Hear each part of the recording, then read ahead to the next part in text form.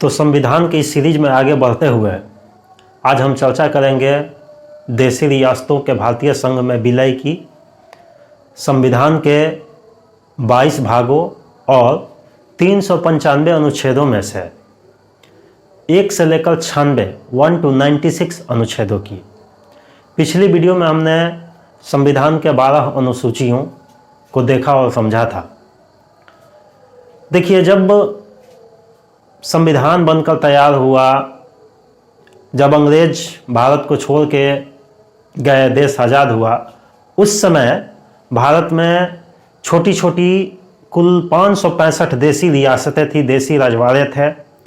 उनका एकीकरण इतना आसान नहीं था, तो उनको भारतीय संघ में सम्मिलित करने के लिए, उनको भारतीय संघ का हिस्सा बनाने के लिए एक रियासती मंत्रालय का गठन किया गया, जिसका प्रमुख, जिसका अध्यक्ष सरदार वल्लभ भाई पटेल को बनाया गया। और देशी रियासतों के एकीकरण में सरदार वल्लभ भाई पटेल, वीपी मेनन और लॉर्ड माउंटबेटन ने काफ़ी महत्वपूर्ण भूमिका निभाई। ध्यान रखिएगा, देशी रियासतों के भारतीय संघ में विलय में सरदार वल्लभ भाई पटेल, वीपी मेनन और तत्कालीन भारत के गवर्नर जनरल लॉर्ड माउंटबेटन ने महत्वपूर्ण भूमिका निभाई। उस समय देश में कुल 565 रजवाड़े हुआ करते थे। 565 रजवाड़ों में से 562 रजवाड़ों का विलय जो है आसानी से भारतीय संघ में कर लिया गया, परंतु 3 रियासतें, 3 रजवाड़े जो कि भारतीय संघ का हिस्सा नहीं बनना चाहते थे, उनको सरदार वल्लभ भाई पटेल के नेतृत्व में रियासती मंत्रालय के अधीन उन पे कार्रवाई करके उन्हें भारतीय संघ का अभिन्न अंग बनाया गया, जिसमें प्रमुख रियासत थी हैदराबाद। हैदराबाद भारत में मिलने के लिए इच्छुक नहीं था और न ही हैदराबाद पाकिस्तान में मिलने का इच्छुक था। हैदराबाद एक स्वतंत्र राष्ट्र के रूप में अपना अस्तित्व कायम करना चाहता था। तो सरदार वल्लभ भाई पटेल ने इसे पुलिस कार्रवाई के माध्यम से भारतीय संघ का हिस्सा बनाया। इस ऑपरेशन का नाम था ऑपरेशन पोलो। हैदराबाद को ऑपरेशन पोलो के माध्यम से भारतीय संघ का हिस्सा बनाया गया। दूसरी रियासत थी जूनागढ़। जूनागढ़ रियासत, जो कि वर्तमान गुजरात और गुजरात से सटी हुई पाकिस्तान की बॉर्डर, यही हिस्सा था। तो ये जूनागढ़ रियासत जो थी, वहाँ का शासक मुस्लिम था और वहाँ की प्रजा जो थी वह हिंदू थी। तो वहाँ का शासक जो था वह पाकिस्तान में सम्मिलित होना चाहता था और वहाँ की जनता ने भारत के पक्ष में जनमत संग्रह दिया। तो वहाँ के शासक को जूनागढ़ रियासत छोड़ के भागना पड़ा और अंततः जूनागढ़ का विलय भारतीय संघ में हुआ। और तीसरी रियासत जो कि जम्मू कश्मीर थी, उसको विलय पत्र पर हस्ताक्षर के माध्यम से भारतीय संघ का अभिन्न अंग बनाया गया। तो इस तरह से 565 रियासतों को भारतीय संघ में सम्मिलित किया गया। इन 565 रियासतों में जो सबसे बड़ी रियासत थी वह 3 रियासतें थी। बड़ी रियासतों में मैसूर, हैदराबाद एवं जम्मू कश्मीर, ये 3 बड़ी रियासतें थीं। और भारतीय संघ में सबसे अंतिम में, सबसे लास्ट में शामिल होने वाला रियासत जो था वह भोपाल था।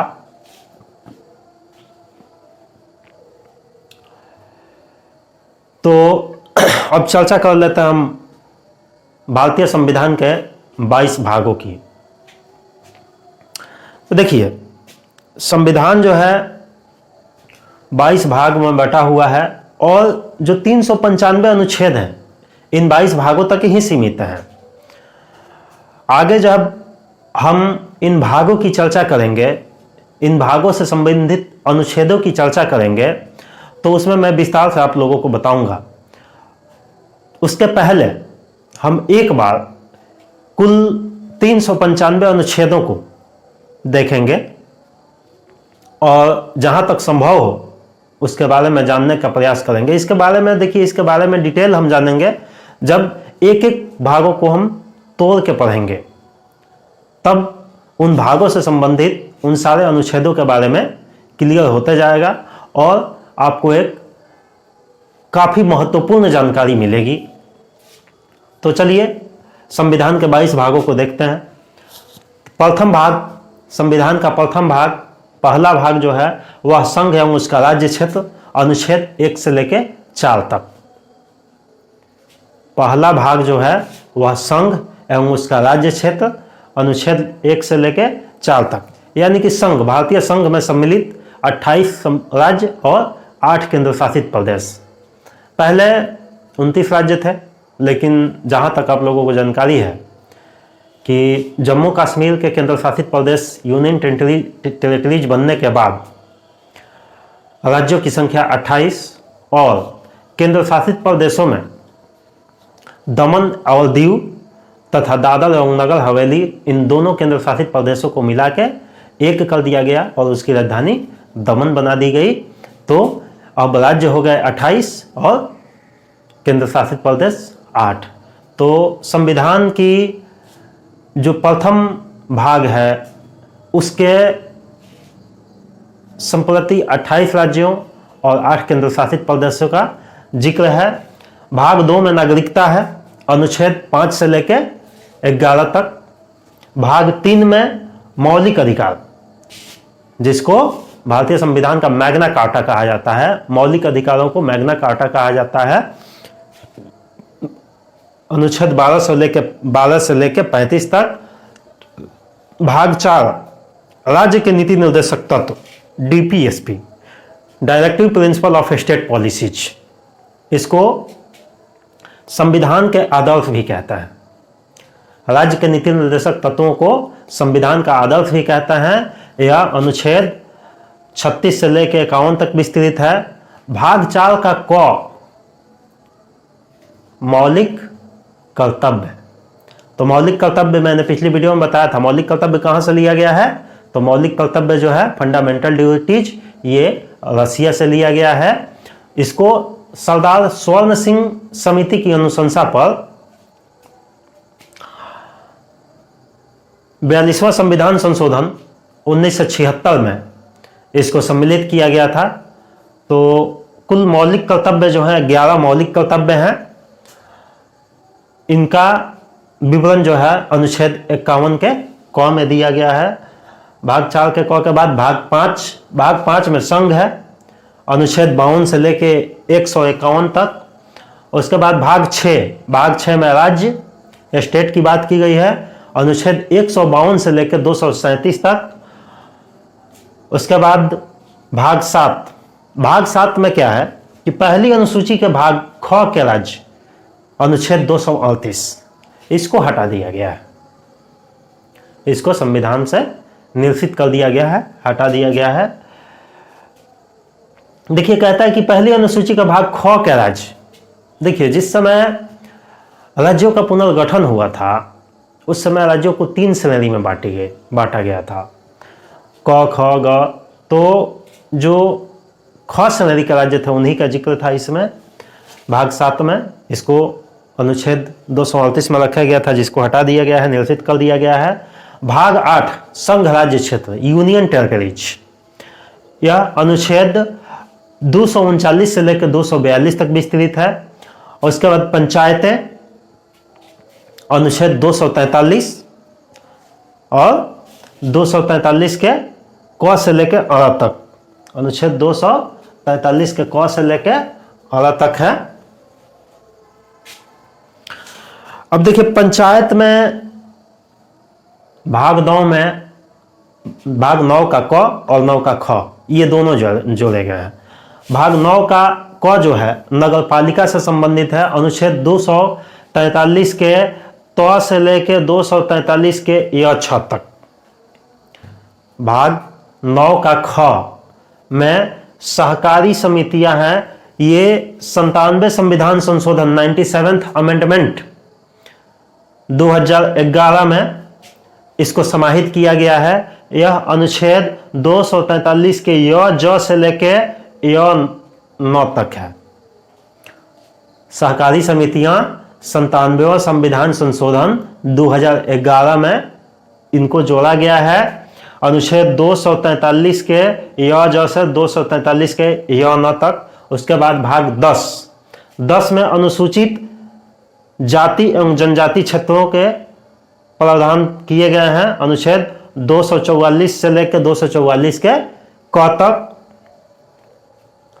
भाग 11 संघ एवं राज्यों के बीच संबंध, अनुच्छेद 245 से लेकर 263 तक। भाग 12 में वित्त, संपत्ति, संविदाएं और बाद। भाग 12 में वित्त, संपत्ति, संविदाएं और बाद। इसमें कॉन्ट्रैक्ट्स, डिस्प्यूट्स, प्रॉपर्टी इत्यादि का जिक्र है, फाइनेंस का जिक्र है। यह अनुच्छेद 264 से लेकर 300 क तक फैला है। 300 के क में जो संपत्ति का अधिकार था, जो कि मौलिक अधिकार था, जिसको 42वां संविधान संशोधन 1976 में हटा के इसको कहां लेकर रखा गया, संपत्ति के अधिकार को अनुच्छेद 300 क में। भाग 13 में भारत के राज्य क्षेत्र के भीतर वाणिज्य, व्यापार तथा समागम, अनुच्छेद 301 से लेकर 307 तक। उसके बाद भाग 14 संघ एवं राज्यों के अधीन सेवाएं। भाग 14 में संघ और राज्यों के अधीन सेवाएं, ठीक, सर्विसेज जो हैं, चाहे वह भारत सरकार की हो, सेंट्रल गवर्नमेंट की या स्टेट गवर्नमेंट की, इनका जिक्र जो है अनुच्छेद 308 से लेकर 323 तक। भाग 14 का क अधिकरण है। भाग 14 के क में ट्रिब्यूनल्स। ट्रिब्यूनल्स देखिए एक तरह से ये न्यायाधिकरण होते हैं, जैसा कि एनजीटी है, नेशनल ग्रीन ट्रिब्यूनल, राष्ट्रीय हरित न्यायाधिकरण, और विभिन्न कोर्टों के माध्यम से भी न्यायाधिकरण की स्थापना की जाती है। तो भाग 14 के क में ट्रिब्यूनल्स का जिक्र है, अनुच्छेद 323 के क से 323 के ख तक। भाग 15 में निर्वाचन, इलेक्शंस। भाग 15 में इलेक्शंस, अनुच्छेद 324 से लेकर 329 तक। भाग 16 में कुछ वर्गों के लिए विशेष उपबंध, अनुच्छेद 330 से लेकर 342 तक। उसके बाद भाग 17 राजभाषा, ऑफिशियल लैंग्वेज। भाग 17 देखिए, इसको भाग 17 को आप ऐसे भी याद रख सकते हैं। देखिए भारतीय नोट पे जो करेंसी है इंडियन, उस पे 17 भाषाएं होती हैं। पीछे जो भाषा वाला कॉलम दिया होता है ना, उसमें गिनिएगा, और हिंदी इंग्लिश जो नोट पे लिखे रहते हैं उनको, तथा उस पे जो छपी हुई छोटी छोटी बांग्ला में, उड़िया में और जो दिया गया है, उनको जब जोड़िएगा तो कुल मिलाकर 17 भाषाएं होती है। तो इससे आप याद रख सकते हैं कि भाग 17 में राजभाषा है। तो राजभाषा अनुच्छेद 341 से लेकर 351 तक भाग 17 में। भाग 18 में आपात उपबंध। भाग 18 में अनुच्छेद 352 से लेकर 360 तक आपात उपबंध का जिक्र है, जिसमें राष्ट्रीय आपात, नेशनल इमरजेंसी, राष्ट्रपति शासन और वित्तीय आपात, तीनों शामिल हैं।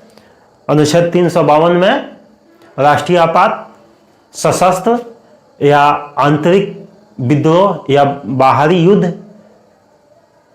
पर लगाया जा सकता है, या बाहरी किसी देश के आक्रमण से, इस पे 352 के तहत राष्ट्रीय आपात लगाया जा सकता है।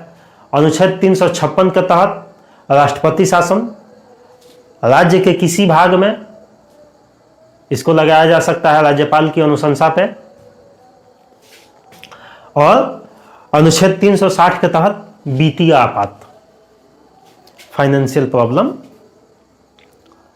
उसके बाद भाग 19 में प्रकीर्णन है, अनुच्छेद 361 से लेकर 367 तक। उसके बाद भाग 20 में संविधान संशोधन की प्रक्रिया है, अनुच्छेद 368।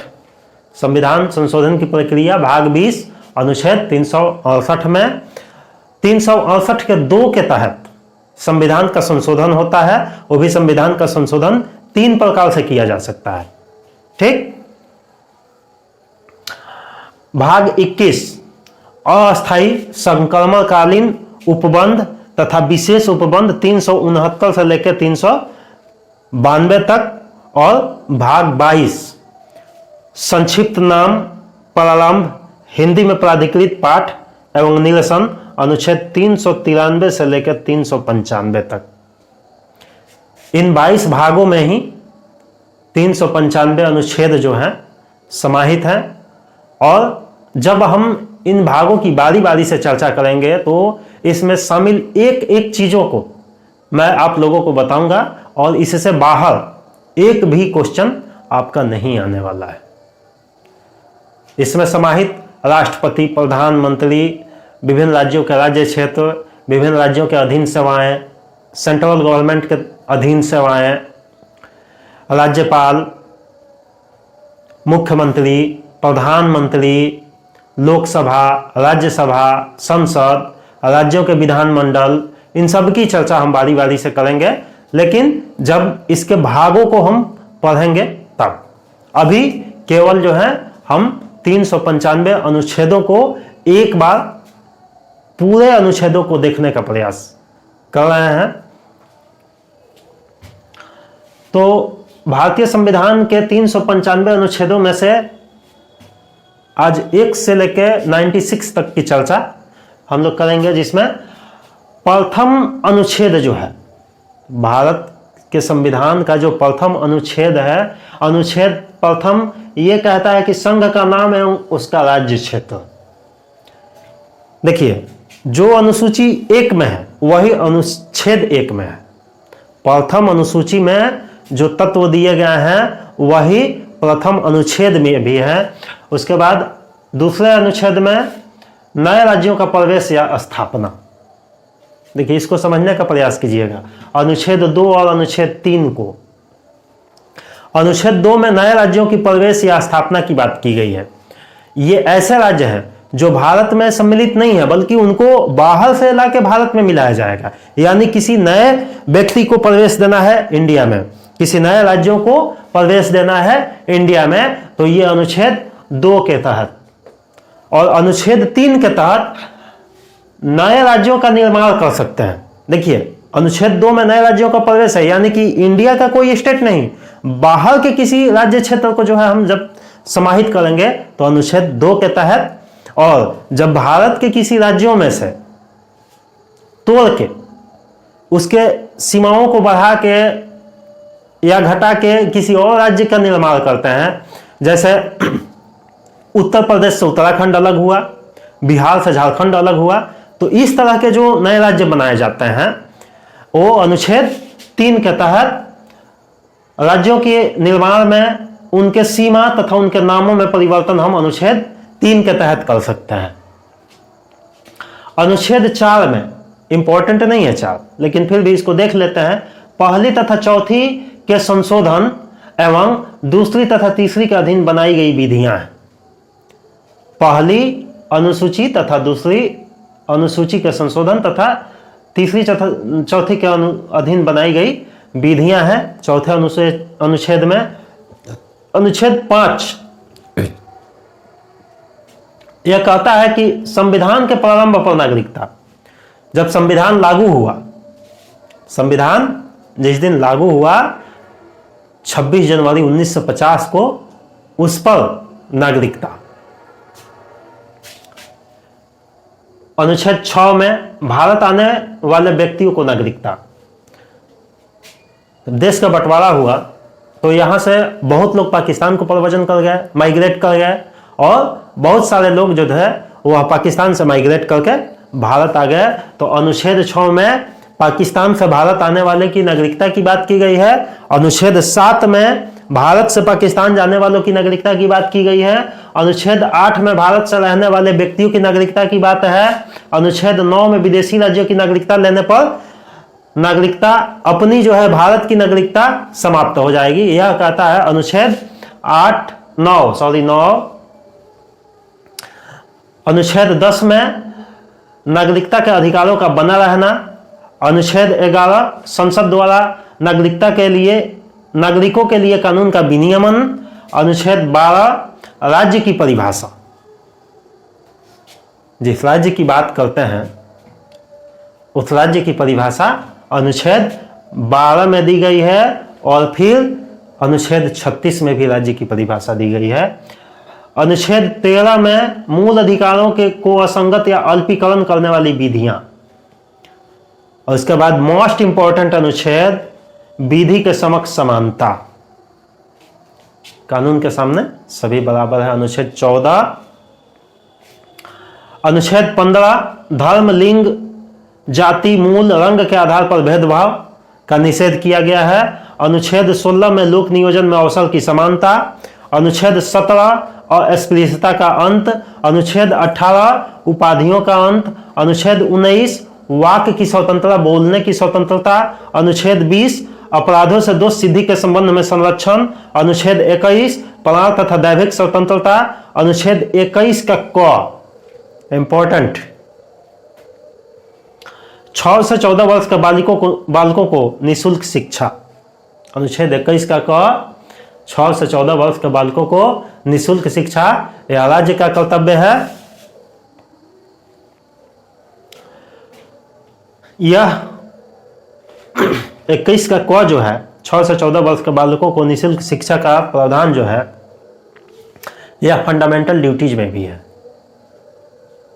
मूल कर्तव्यों में भी ये समाहित है। इसको अनुच्छेद 21 के क में जो है 86वां संविधान संशोधन 2002 के तहत जोड़ा गया था।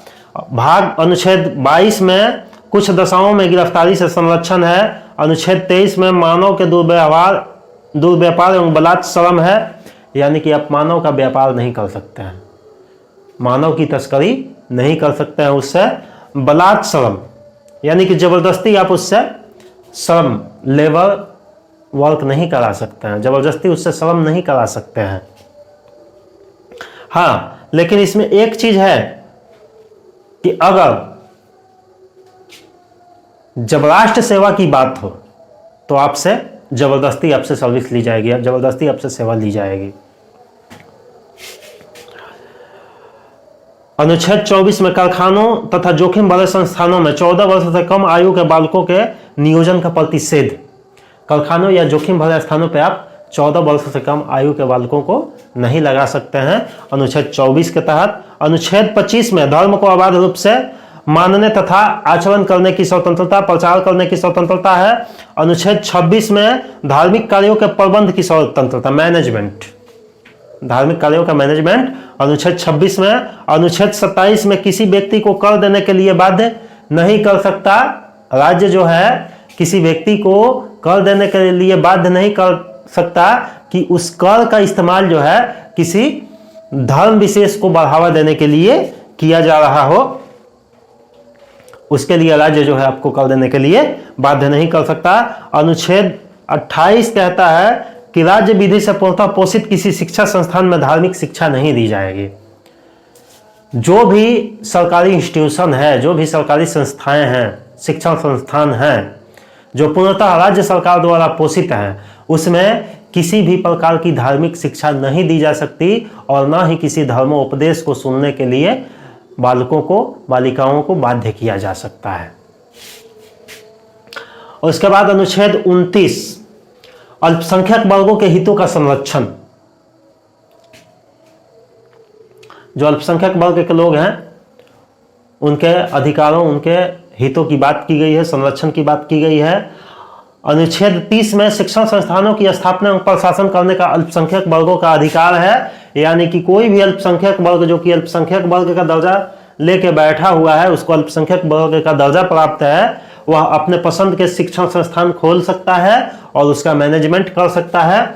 उसके बाद अनुच्छेद 31 का जो है निरसन कर दिया गया है, अनुच्छेद 31 को हटा दिया गया है। अनुच्छेद 32 इसी को भीमराव अंबेडकर ने संविधान की आत्मा कहा है, जबकि संविधान की आत्मा क्या है? संविधान की प्रस्तावना। लेकिन B.R. अंबेडकर के अनुसार अनुच्छेद 32 जो है संविधान की आत्मा है। अनुच्छेद 32 क्या कहता है? संवैधानिक उपचारों का अधिकार, संवैधानिक उपचारों का अधिकार। इसमें जो है 5 प्रकार के रीट जारी किए जाते हैं। देश के सर्वोच्च न्यायालय सुप्रीम कोर्ट और राज्यों में हाई कोर्ट के द्वारा 5 प्रकार के रीट जारी किए जाते हैं। हिबिस कॉर्पस बंदी प्रत्यक्षीकरण, प्रोहिबिशन प्रतिषेध, उत्प्रेषण सर्टियोरेरी, को वारंटो अधिकार परीक्षा और अनुच्छेद 33। इस भाग में प्रदत्त अधिकारों के बलों उपांतरण करने में संसद की शक्ति। अनुच्छेद 33 इस भाग में प्रदत्त अधिकारों के बलों उपांतरण करने की संसद की शक्ति।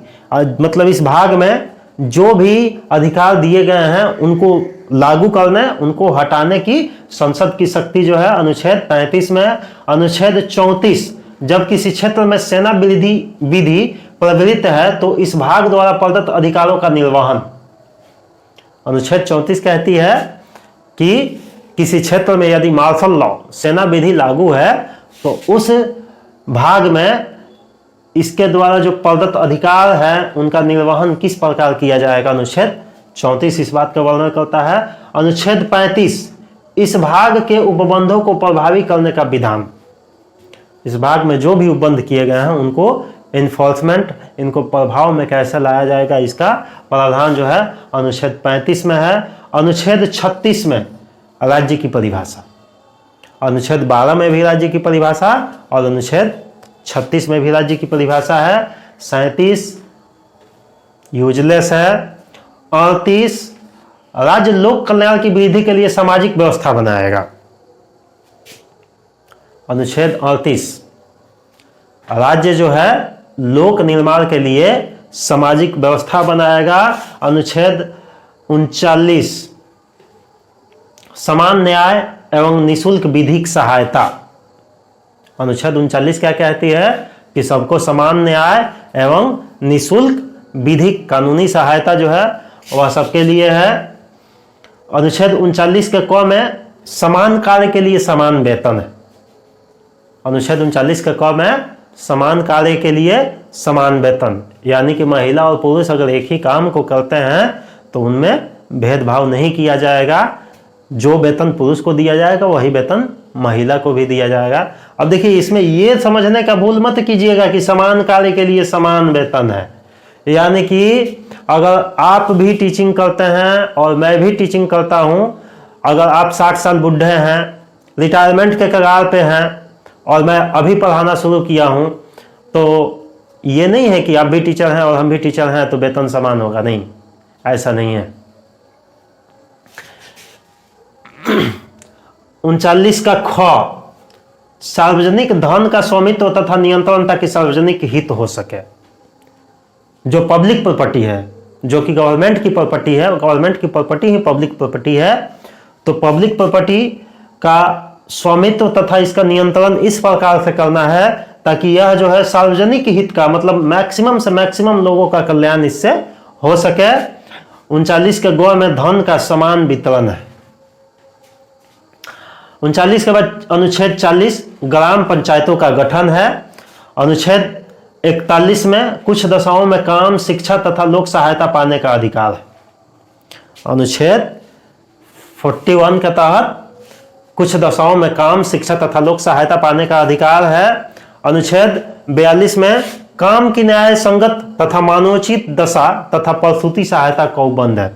महिलाओं के लिए है ना, मातृत्व अवकाश ये मिलता है ना, और उनको मैटरनिटी से संबंधित और सारे लाभ मिलते हैं, तो यह अनुच्छेद 42 के तहत है। अनुच्छेद 43 के तहत कर्मकारों के लिए निर्वाह मजदूरी एवं कुटीर उद्योगों को प्रोत्साहन। न्यूनतम मजदूरी, देखिए जो मजदूर वर्ग के लोग हैं उनके लिए एक न्यूनतम मजदूरी फिक्स की गई है कि मतलब इससे कम मजदूरी नहीं देना है। जैसे मनरेगा वगैरह में फिक्स है, और भी फैक्ट्रीज वगैरह में जाइएगा तो फिक्स है कि मतलब इससे कम पेमेंट नहीं देना है। तो इतना पेमेंट जरूर देना है कि उनका निर्वाह हो सके उस पेमेंट से। कर्मकारों के लिए निर्वाह मजदूरी एवं कुटीर उद्योगों को प्रोत्साहन। घरेलू उद्योगों को प्रोत्साहन दिया गया अनुच्छेद 43 के तहत।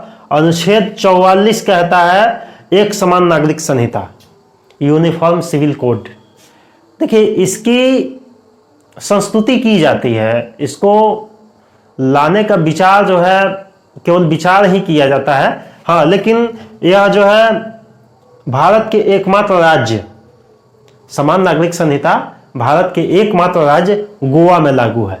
समान नागरिक संहिता कहां लागू है? गोवा में। अनुच्छेद 45 को हटा दिया गया है, निरसित कर दिया गया है। लेकिन आपकी जानकारी के लिए बता दूं कि अनुच्छेद 45 जो है, इसी में 6 से 14 वर्ष के बालकों को निःशुल्क शिक्षा देने का राज्य का प्रावधान जो है किया गया था, यह अनुच्छेद 45 में है। इसको हटा के कहां लेकर चल गया गया? अनुच्छेद 21 के क में 86वां संविधान संशोधन 2002।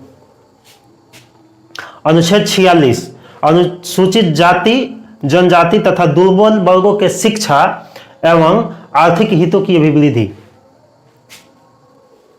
अनुच्छेद 46 में अनुसूचित जनजाति, अनुसूचित जाति तथा जो भी पिछड़े वर्ग के लोग हैं उनकी शिक्षा एवं उनको आर्थिक हितों की अभिवृद्धि करने का अवसर जो है इसमें प्रदान किया गया है। अनुच्छेद 47 में पोषाहार स्तर, पोषण का स्तर, जीवन स्तर तथा स्वास्थ्य को सुधारने का राज्य का कर्तव्य, अनुच्छेद 47 के तहत। अनुच्छेद 48 में कृषि एवं पशुपालन है। अनुच्छेद 48 में कृषि एवं पशुपालन है। इसी में गाय, बछड़ा तथा दुधारू पशुओं के वध, उनकी हत्या पर प्रतिबंध लगाया गया है तथा उनकी नस्लों की वृद्धि करने का, संरक्षण करने का प्रावधान किया गया है अनुच्छेद 48 के। अनुच्छेद 48 के क में पर्यावरण संरक्षण, वन तथा वन्य जीवों की रक्षा करना। अनुच्छेद 48 में कृषि तथा पशुपालन है। पशुपालन में क्या है कि गाय, बछड़ा, दुधारू पशुओं का वध नहीं होना चाहिए बल्कि उनकी नस्लों का संरक्षण करना चाहिए। अनुच्छेद 48 के क में पर्यावरण, वन तथा वन जीवों की रक्षा से संबंधित प्रावधान किए गए हैं। अनुच्छेद 49 राष्ट्रीय महत्व के स्मारकों, स्थानों तथा वस्तुओं का संरक्षण। हम लोग घूमने वगैरह जाते हैं ना, दिल्ली का लाल किला, हुमायूं का मकबरा और भी बहुत सारे स्थान हैं जो कि भारतीय पुरातत्व विभाग द्वारा संरक्षित है या यूनेस्को द्वारा संरक्षित है। तो जो भी इस प्रकार के मोन्यूमेंट्स हैं जो कि राष्ट्रीय महत्व के हैं, स्मारक हो चाहे कोई स्थान हो या कोई वस्तु हो, उसका संरक्षण जो है अनुच्छेद 49 के तहत। अनुच्छेद 50 कार्यपालिका का न्यायपालिका से पृथककरण। अनुच्छेद 50 के तहत कार्यपालिका का न्यायपालिका से पृथककरण अलग कर दिया गया है। हमारे यहाँ न्याय व्यवस्था कैसी है? हमारे यहाँ न्याय व्यवस्था इकहरी तथा एकीकृत है। हमारे यहाँ 3 टर्म है, 3 तरह की व्यवस्था है।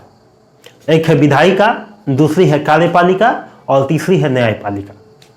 देखिए, विधायिका का काम है विधेयक बनाना, कानून बनाना। विधायिका कानून बनाती है और कार्यपालिका का काम है उस कानून को इम्प्लीमेंटेशन कराना, उसको लागू करना। जैसे इसमें जैसे मान लीजिए कि कोई विधेयक, कोई भी कानून संसद से पारित होता है और जो भी सरकारी अधिकारी हैं, चाहे पुलिस हो गई या कोई भी अन्य भी जो भी हैं सरकारी डिपार्टमेंट, उन विधियों का, उस कानून का पालन करते हैं, कराते हैं, तो ये कार्यपालिका हुई। न्यायपालिका जो है इन पे नियंत्रण रखती है। विधायिका का काम विधेयक या कानून बनाना, कार्यपालिका का काम उस कानून का इम्प्लीमेंटेशन करवाना, उस कानून को लागू करना, और न्यायपालिका का काम है इनको देखना, इन पे नजर बना के रखना। तो अनुच्छेद 50 में कार्यपालिका का न्यायपालिका से पृथककरण है। अनुच्छेद 51 में अंतर्राष्ट्रीय शांति एवं सुरक्षा की अभिवृद्धि की बात की गई है। अनुच्छेद 51 में अंतर्राष्ट्रीय शांति एवं सुरक्षा के अभिवृद्धि की बात की गई है।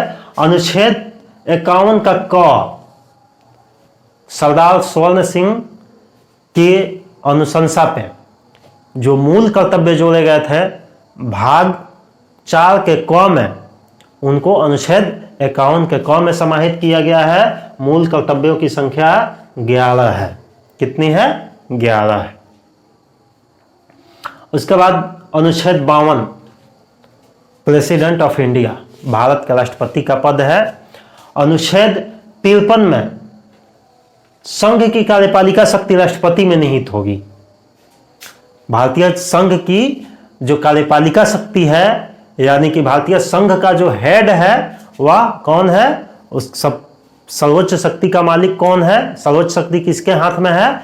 तो राष्ट्रपति के हाथ में। लेकिन ऐसा नहीं है, क्योंकि हमने संसदीय व्यवस्था को अपना रखा है और संसदीय व्यवस्था में राष्ट्र का जो सर्वोच्च है पावर उसके हाथ में नहीं होती, वह केवल नाम मात्र का प्रमुख होता है। संसदीय व्यवस्था में प्रधानमंत्री सर्व प्रमुख होता है, वही शक्तियों का उपयोग करता है और राष्ट्रपति नाम मात्र की कार्यपालिका है। वास्तविक कार्यपालिका जो है वह प्रधानमंत्री और उसकी मंत्रिपरिषद है। तो कार्यपालिका शक्ति राष्ट्रपति में निहित होगी। अनुच्छेद 54 में राष्ट्रपति का निर्वाचन है। अनुच्छेद 55 में राष्ट्रपति के निर्वाचन की विधि है। अनुच्छेद 54 में राष्ट्रपति का निर्वाचन और अनुच्छेद 55 में राष्ट्रपति के निर्वाचन की विधि। अनुच्छेद 56 में राष्ट्रपति की पदावधि, अनुच्छेद 56 में राष्ट्रपति की पदावधि है। वैसे तो राष्ट्रपति 5 साल के लिए चुने जाते हैं, लेकिन अगर राष्ट्रपति पे महाभियोग लगाया जाए, इम्पीचमेंट लाया जाए, इम्पीचमेंट किसी भी सदन में लाया जा सकता है, बशर्ते कि जरूरी है कि इम्पीचमेंट लगाने से पहले, महाभियोग लगाने से पहले राष्ट्रपति को 14 दिन पहले लिखित सूचना देनी पड़ती है। तब संसद के किसी भी सदन में राष्ट्रपति पे इम्पीचमेंट लाया जाता है और जिस दिन यह महाभियोग दोनों सदनों से पारित हो जाता है उसी दिन से राष्ट्रपति को अपना पदत्याग करना पड़ता है। वैसे राष्ट्रपति अगर चाहे तो स्वेच्छा से पदत्याग कर सकता है। अनुच्छेद 56 के तहत इसकी जब पदावधि है तो अनुच्छेद 56 के 2 के तहत यह अपना त्याग पत्र दे सकता है। और त्याग पत्र किसको देगा? राष्ट्रपति उपराष्ट्रपति को। अनुच्छेद 57 में राष्ट्रपति के पुनर्निर्वाचन के लिए पात्रता। भारत में एक ही व्यक्ति जितनी बार चाहे राष्ट्रपति चुना जा सकता है। अमेरिका में केवल 2 ही बार, एक व्यक्ति केवल 2 ही बार राष्ट्रपति चुना जा सकता है, लेकिन भारत में एक व्यक्ति जितनी बार चाहे राष्ट्रपति चुना जा सकता है। तो अनुच्छेद 57 कहता है राष्ट्रपति के पुनर्निर्वाचन के लिए उसकी क्या क्या पात्रताएं होनी चाहिए, योग्यताएं होनी चाहिए। अनुच्छेद 58 राष्ट्रपति निर्वाचित होने के लिए अर्हता, योग्यता। राष्ट्रपति निर्वाचित होने के लिए क्या क्या अर्हता होनी चाहिए, क्या क्या योग्यता होनी चाहिए। अनुच्छेद 58 में। अनुच्छेद 59 में राष्ट्रपति पद की शर्तें। अनुच्छेद 60 में राष्ट्रपति द्वारा शपथ या प्रतिज्ञान जो लिया जाता है। अनुच्छेद 61 राष्ट्रपति पर महाभियोग, इसी के तहत राष्ट्रपति को हटाया जा सकता है, लेकिन इस पे साबित कदाचार जो है ये होना चाहिए कि हाँ राष्ट्रपति के द्वारा संविधान का अतिक्रमण किया गया है। अनुच्छेद 61 के 1 के तहत राष्ट्रपति पर महाभियोग चलाया जा सकता है। अनुच्छेद 62 राष्ट्रपति का पद रिक्त होने पर भरने के लिए निर्वाचन का समय और आकस्मिक रिक्ति होने पर निर्वाचित व्यक्ति की पदावधि। यह अगर राष्ट्रपति का पद अचानक रिक्त हो जाए, राष्ट्रपति त्याग पत्र दे दे या राष्ट्रपति की मृत्यु हो जाए, तो राष्ट्रपति का पद देखिए रिक्त नहीं किया जा सकता है। राज अंतराल न होने पाए, इसीलिए राष्ट्रपति का पद जो है रिक्त नहीं किया जा सकता है। राष्ट्रपति 5 साल की अवधि पूरी कर लेने के बाद भी अपने पद पे बना रह सकता है, तथापि जब तक कि उसका उत्तराधिकारी आके पद ग्रहण न कर ले तब तक राष्ट्रपति अपने पद पर बना रह सकता है। लेकिन अगर राष्ट्रपति अचानक से राष्ट्रपति की मृत्यु हो जाती है तो राष्ट्रपति का पद खाली न हो, इसके लिए उपराष्ट्रपति उस पर विराजमान होता है, या किसी अन्य व्यक्ति को जो है अगर राष्ट्रपति के रूप में चुना जाता है तो राष्ट्रपति के पद को भरने के लिए निर्वाचन का समय और आकस्मिक रिक्ति होने पर निर्वाचित व्यक्ति की पदावधि। अचानक से अगर रिक्ति हो जाती है, राष्ट्रपति का पद खाली हो जाता है, तो जो निर्वाचित होगा उस व्यक्ति की पदावधि क्या होगी? अनुच्छेद 63 में भारत का उपराष्ट्रपति, अनुच्छेद 63 में भारत का उपराष्ट्रपति, अनुच्छेद 64 में उपराष्ट्रपति राज्यसभा का पदेन अध्यक्ष होता है या पदेन सभापति होता है। अनुच्छेद 64 के तहत उपराष्ट्रपति जो है राज्यसभा का पदेन अध्यक्ष होगा, सभापति होगा। और अनुच्छेद 89 के तहत, अनुच्छेद 64 और अनुच्छेद 89 में दोनों में इसी बात का जिक्र है कि उपराष्ट्रपति जो है राज्यसभा का पदेन अध्यक्ष होगा। अनुच्छेद 65 में राष्ट्रपति पद पर आकस्मिक रिक्ति या उसकी अनुपस्थिति में उपराष्ट्रपति राष्ट्रपति के रूप में कार्य करेगा। इधर क्या था? अनुच्छेद 62 में के तहत अगर राष्ट्रपति पद पर आकस्मिक रिक्ति हो जाती है तो उपराष्ट्रपति काम करता है। और जब हम उपराष्ट्रपति के बारे में उपबंधों को पढ़ेंगे तो अनुच्छेद 65 के तहत उपराष्ट्रपति को अधिकार प्राप्त होता है कि यदि राष्ट्रपति का पद आकस्मिक रूप से रिक्त होता है तो उपराष्ट्रपति राष्ट्रपति के कृत्यों का निर्वहन करेगा। उसके बाद अनुच्छेद 66 उपराष्ट्रपति का निर्वाचन, उपराष्ट्रपति के निर्वाचन अनुच्छेद 66 के तहत अनुच्छेद 67 में उपराष्ट्रपति का कार्यकाल या उसकी पदावधि, उपराष्ट्रपति का कार्यकाल कितने वर्षों का होगा? वैसे उपराष्ट्रपति का भी कार्यकाल 5 वर्षों का होता है, लेकिन वही आकस्मिक रिक्ति हो जाए वो अलग मैटर है। 67 में उपराष्ट्रपति का कार्यकाल है, उसकी पदावधि है, तो 67 के क में उपराष्ट्रपति पद त्याग कर सकता है। 67 के क के तहत यह पद त्याग किसको देगा? इस्तीफा किसको देगा? राष्ट्रपति को। राष्ट्रपति उपराष्ट्रपति को और उपराष्ट्रपति राष्ट्रपति को इस्तीफा देगा।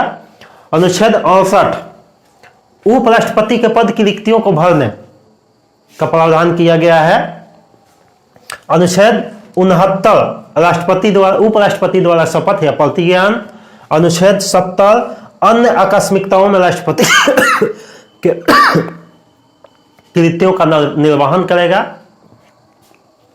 उपराष्ट्रपति जो है अनुच्छेद 69 के तहत राष्ट्रपति के कृत्यों का निर्वहन करेगा। अनुच्छेद 71 उपराष्ट्रपति के चुनाव संबंधित उपबंध किए गए हैं।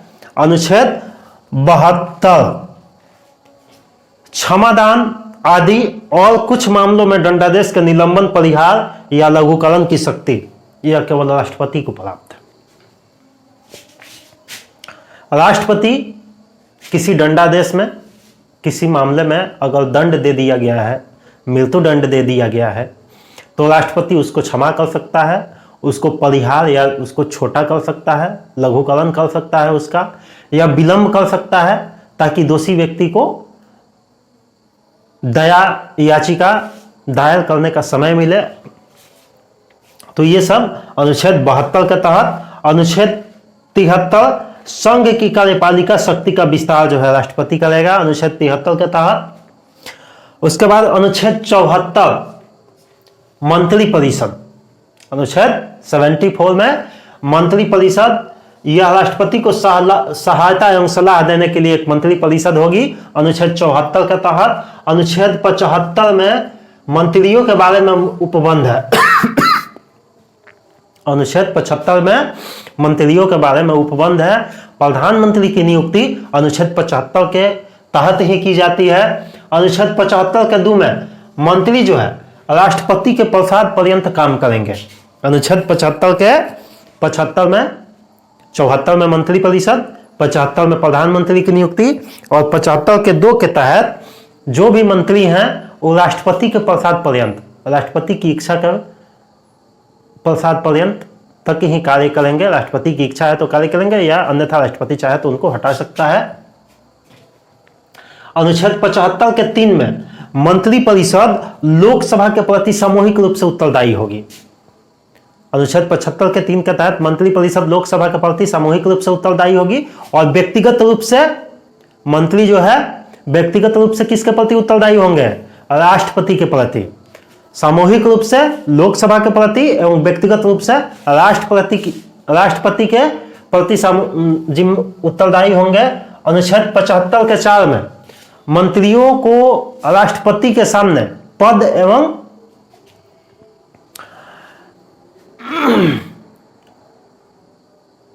पद की गोपनीयता की शपथ लेनी पड़ती है। अनुच्छेद 75 के 4 के तहत राष्ट्रपति के सामने पद एवं गोपनीयता की शपथ लेनी पड़ती है। अनुच्छेद 75 के 5 में मंत्री का संसद सदस्य बनना अनिवार्य होगा। यदि ऐसा कोई भी व्यक्ति जो मंत्री चुन लिया जाता है लेकिन संसद सदस्य नहीं है तो उसको संसद सदस्य बनना अनिवार्य होगा, अन्यथा वह मंत्री नहीं रह सकता है, उसे 6 महीने में इस्तीफा देना होगा। तो अनुच्छेद 75 के 2, 3, 4, 5 इन सबको एक बार फिर से हम देखेंगे। अनुच्छेद 75 में प्रधानमंत्री की नियुक्ति है। 75 के 2 में मंत्री जो है राष्ट्रपति के प्रसाद पर्यंत काम करेंगे। 75 के 3 में मंत्रिपरिषद सामूहिक रूप से लोकसभा के प्रति उत्तरदायी होगी। 75 के 4 में मंत्रियों को राष्ट्रपति के सामने पद एवं गोपनीयता की शपथ लेनी पड़ती है। और 75 के 5 में कोई भी व्यक्ति अगर मंत्री चुना जाता है तो उसको संसद सदस्य बनना अनिवार्य है। संसद सदस्य है तो उसके लिए कोई दिक्कत नहीं है। उसके बाद अनुच्छेद 76 भारत का महान्यायवादी अटॉर्नी जनरल ऑफ इंडिया। अनुच्छेद 77 भारत सरकार के कार्य का संचालन। भारत सरकार के कार्य का संचालन अनुच्छेद 77। अनुच्छेद 78 राष्ट्रपति को जानकारी आदि देने के लिए प्रधानमंत्री का कर्तव्य। यानी कि प्रधानमंत्री संवाद का एक कड़ी होता है, एक माध्यम होता है जिससे राष्ट्रपति अपनी सूचनाएं लोकसभा तक या लोकसभा की सूचनाएं राष्ट्रपति तक पहुंचाने का कार्य कौन करता है?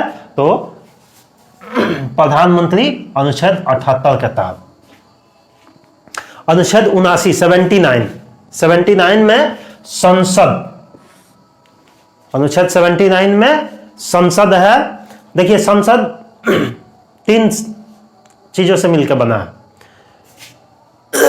पहला भारत का राष्ट्रपति, दूसरा लोकसभा और तीसरा राज्यसभा।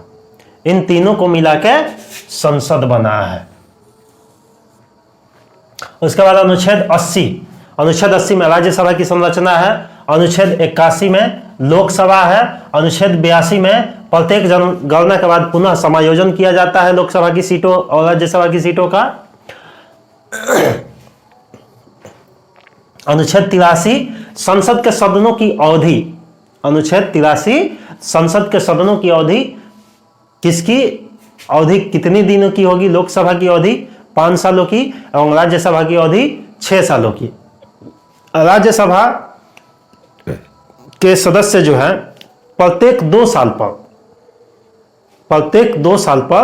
1/3 सदस्य रिटायर हो जाते हैं, राज्यसभा से रिटायर होते हैं। अनुच्छेद 83 के 1 के तहत, अनुच्छेद 83 के 1 के तहत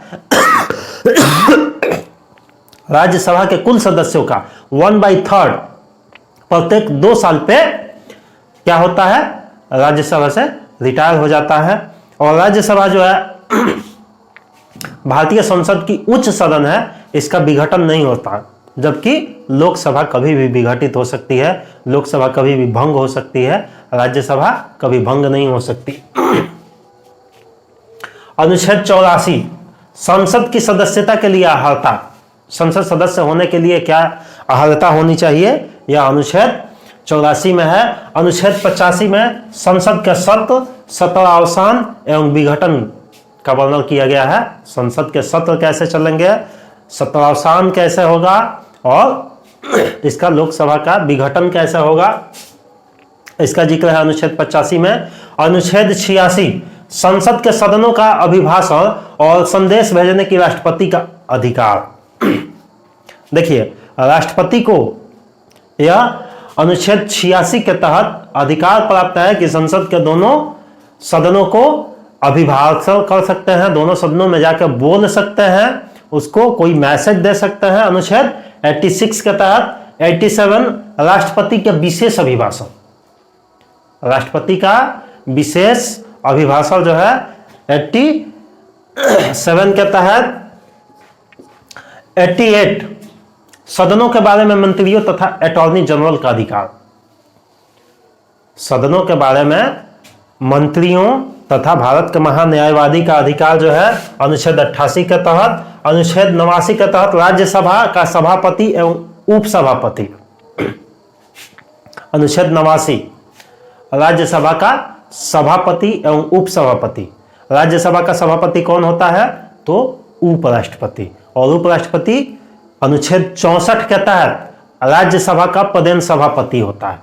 तो अनुच्छेद 64 और अनुच्छेद 89 दोनों में एक ही जिक्र है। अनुच्छेद 89 के तहत उपसभापति का भी चुनाव होता है। अनुच्छेद 90 उपसभापति का पद रिक्त होना, पद त्याग और पद से हटाया जाना। देखिए सभापति की नहीं, अनुच्छेद 90 में सभापति तो उपराष्ट्रपति होता है, पदेन होता है। तो अनुच्छेद 90 में राज्यसभा का जो उपसभापति है वह पद त्याग, उसको पद से हटाया जाना या पद से रिक्ति, अनुच्छेद 90। अनुच्छेद 91 सभापति के पद के कर्तव्यों का पालन या सभापति के रूप में उपसभापति के कार्य करने की शक्ति। अनुच्छेद 91 के तहत उपसभापति जो है सभापति के रूप में कार्य कर सकता है, इसका वर्णन है अनुच्छेद 91 के तहत। अनुच्छेद 92 जब सभापति या उपसभापति को पद से हटाने की संकल्प अगर ली गई हो तो सभापति या उपसभापति अपने पद पे पीठासीन नहीं होगा। और ये स्वाभाविक भी है भाई कि अगर आपको हटाना है तो पद पे तो आपको बैठाना मतलब संवैधानिक रूप से भी उचित नहीं है और सही लगता भी नहीं है कि आप ही पे मुकदमा चलाना हो और आप ही जज हो, ऐसा तो संभव नहीं है। तो अनुच्छेद 92 कहता है कि जब सभापति या उपसभापति को पद से हटाए जाने का संकल्प अगर विचाराधीन हो तो सभापति और उपसभापति अपने पद पे पीठासीन नहीं होंगे। अनुच्छेद 93 लोकसभा अध्यक्ष एवं उपाध्यक्ष, अनुच्छेद 93 के तहत लोकसभा अध्यक्ष और उपाध्यक्ष है। अनुच्छेद 94 लोकसभा अध्यक्ष एवं उपाध्यक्ष का पद रिक्त होना, पद त्याग एवं पद से हटाया जाना। अनुच्छेद 95 अध्यक्ष के पद पर, लोकसभा अध्यक्ष के पद पर उपाध्यक्ष को कार्य करने की शक्ति, कार्य करने का अधिकार अनुच्छेद 95 के तहत। अनुच्छेद 96 जब अध्यक्ष या उपाध्यक्ष को पद से हटाए जाने का संकल्प विचाराधीन हो तो वह अपने पद पर पीठासीन नहीं होगा।